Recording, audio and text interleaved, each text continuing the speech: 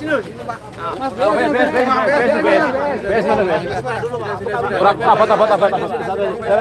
jalan. Kenapa milih genjot, Pak? Iya. Mas, Bang ini, Pak. Kenapa milih genjot? Udah. Susah kali. Kalau orang, Mas. Kalau didorong.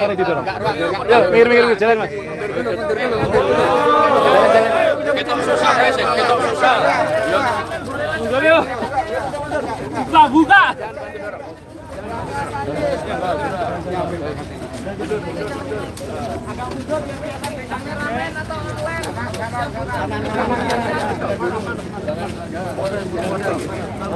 Seneng iki. Ayo media maju lagi yuk. Di mana menjaga kebinekaan menjadi satu kesatuan dan satu menghargai semua. Itu juga pesan yang disampaikan oleh saudara. Jadi kira-kira seperti gado-gadonya Indonesia dan Keraton itu seperti yang memberikan perubahan yang kami bawa itu mengembalikan agar negara ini tidak diatur pakai selera, tapi diatur pakai aturan hukum dan tidak diatur oleh kepentingan, tapi diatur oleh aturan hukum. Jangan sampai jadi negara kekuasaan di mana hukum diatur oleh penguasa. Nah, kita ingin penguasa diatur oleh hukum. Gitu ya? Pak, tapi terkait sikap Pak Jokowi ini apakah akan merepotkan kubu 01 yang terlihat di kontestasi ini, Pak?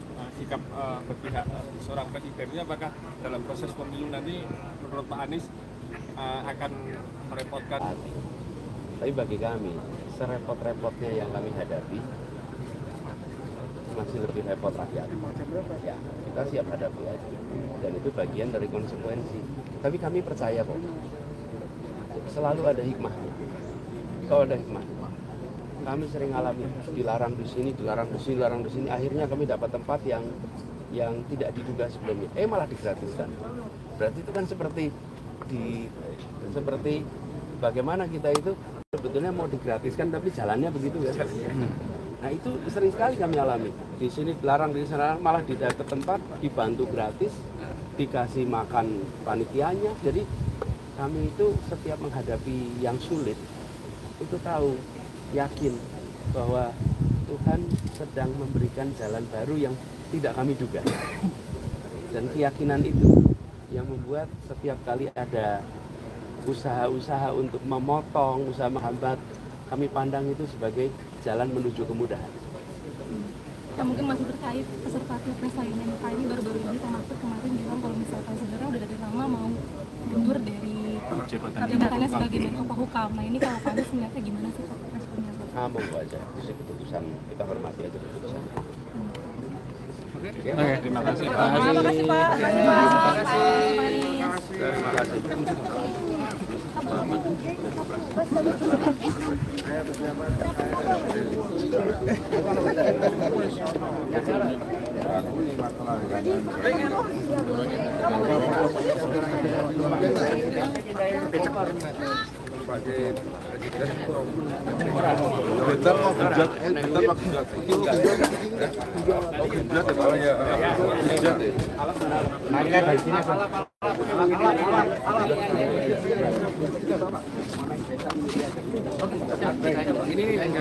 Let's go.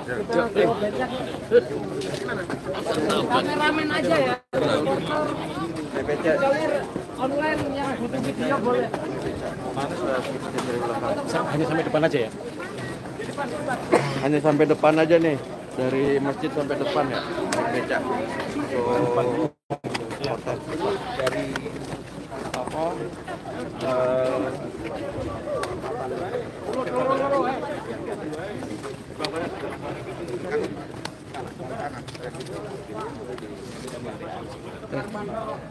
Ini Pak.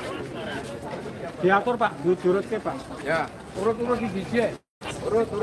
Sipon. Aki ini pon.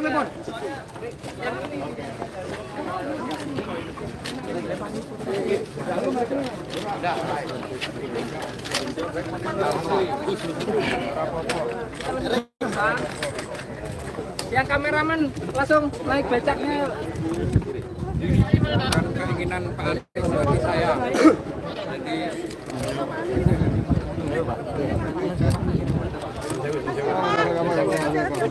Anies terakhir naik becak kapan Pak Anies? Terbuka aja, terbuka betul.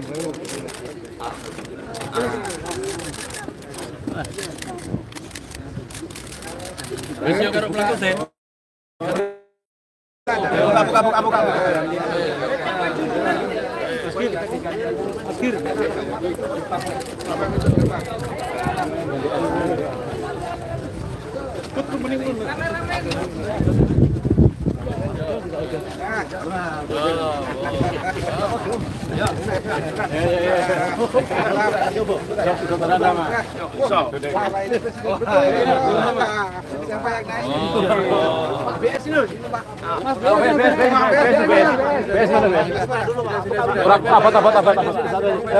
Jalan. Kenapa milih genjot, Pak? Iya. Kenapa milih genjot? Udah. Susah kali. Ora Mas, ora apa. Kalau didorong. Ya, minggir, jalan Mas. Kita susah guys, kita susah. Yuk. Buka.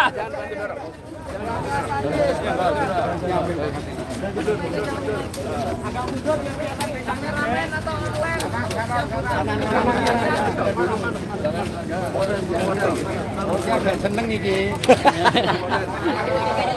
Ayo media maju lagi yuk.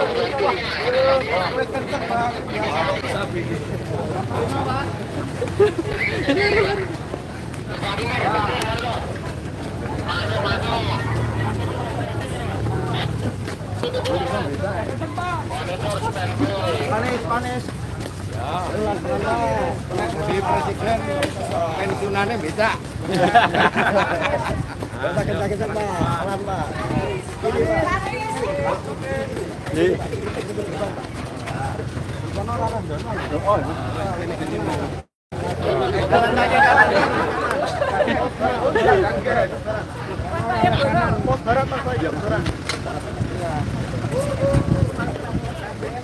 Partai Burung.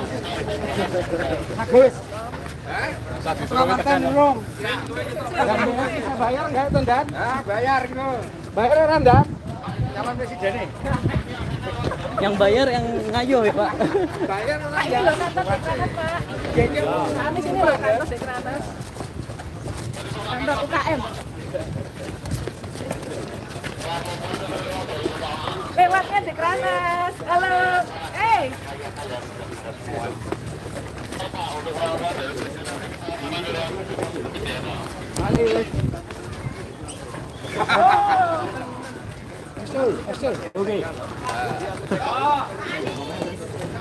Ya, Pak Anies ya, Pak.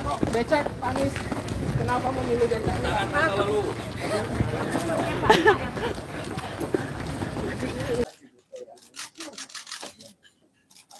Ya mungkin Gimana Pak? Ngobrolannya Pak Anies. Ya wes. Biar saya bicara dulu. ngobrol sama Ngarsodalo pakai bahasa Jawa nggak, Pak? Jadi alhamdulillah kedengeran sih. Agak bisa maju lagi.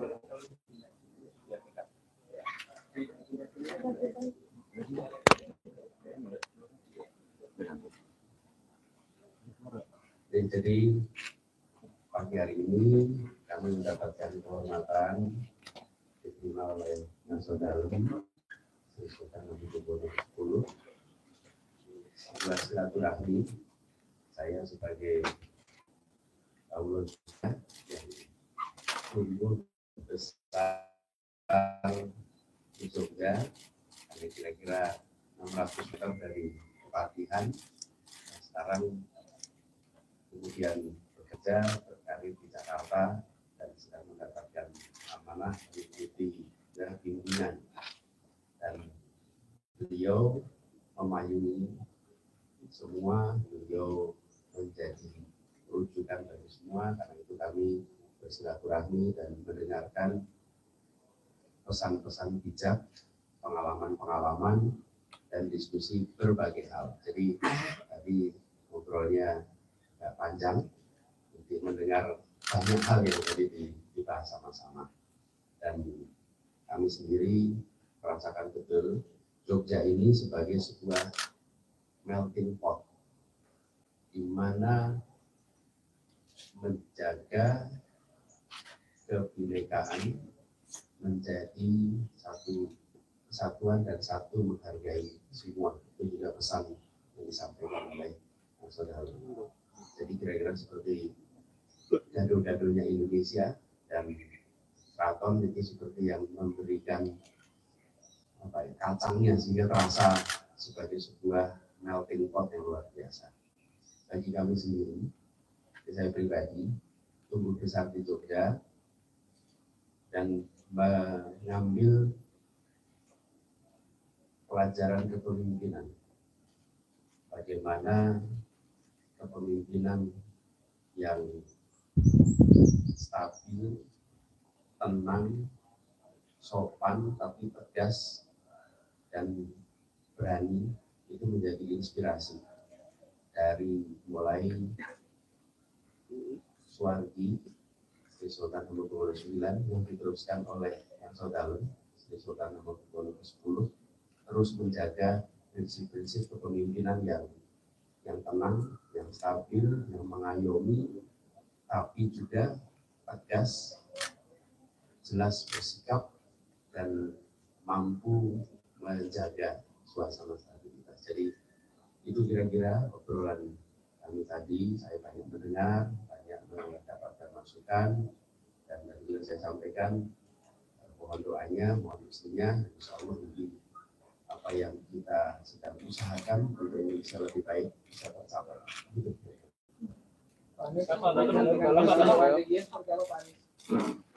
Terus ini adalah sebuah keistimewaan yang memang harus kita hormati, kita jaga. Bagian penting dari Indonesia bisa seperti sekarang. Jadi kami saja, kalau cerita ini orang tua kami itu ikut dalam rombongan yang hijrah dari Jakarta ke Jogja. Karena pada waktu itu Suwardi, Sri Sultan Hamengkubuwono IX, yang memberikan perlindungan pada Republik yang baru ini.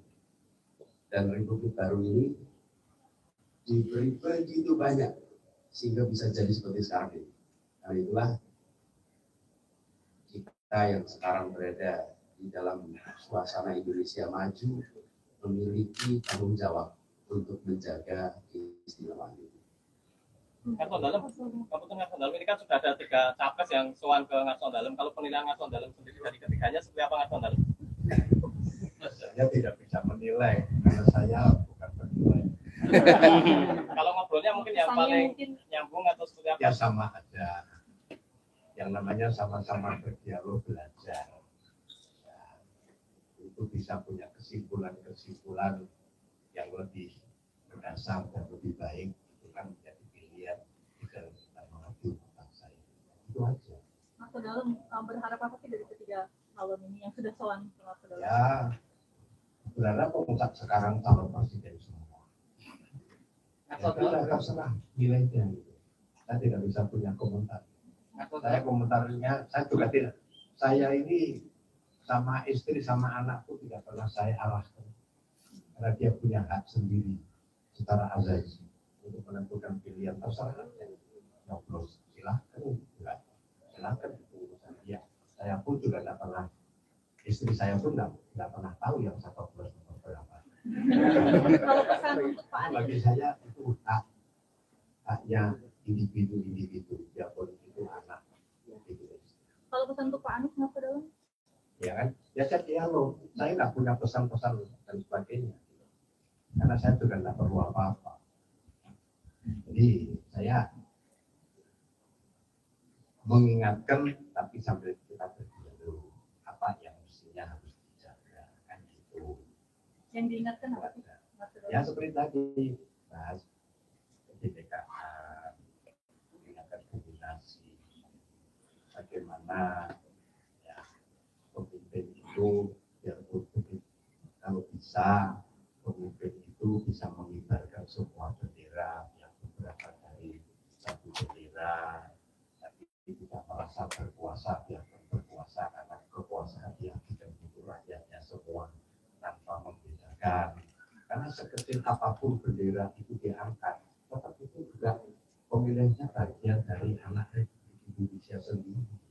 Jangan dipinggirkan, harus didengar juga, biarpun sekecil apapun bendera itu dikibarkan dan berdiri. Sebab itu yang milih juga rakyat Indonesia.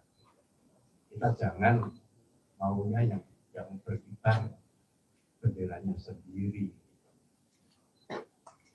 Ini pendapat saya. Saya meneruskan sedikit ini. Jadi tumbuh besar di Jogja ini membuat fondasi merah putih itu terasa. Dan itulah yang kami rasakan dalam tumbuh besar. Ini kota perjuangan. Kemanapun kita pergi ada bekas-bekas tanda para pejuang yang berada di sini. Karena itu kami ingin menjaga agar Indonesia tetap menjadi sebuah negara yang merah putih itu di atas bendera apapun juga. Ada bendera partai, ada bendera organisasi, ada bendera macam-macam. Tapi merah putih itu ada di atas, dan kami merasa bersyukur karena tumbuh besar di Jogja itu memberikan perasaan itu. Apalagi tadi saya mengatur ketika saya sampai di Kepatihan jalan kaki tadi, sampai Kepatihan itu muncul ingatan masa lalu yang kadang-kadang kalau sudah jalan itu sudah lupa. Ini masjid di Kepatihan itu masjid saya kalau Jumatan. Karena dekat dari rumah. Memang ada masjid yang lebih dekat. Cuman waktu masih kecil itu cari masjid yang Jumatannya khotbahnya cepat. Dekat rumah itu banyak panjang. Jadi saya malah sering datang ke sini, baru pulang lagi.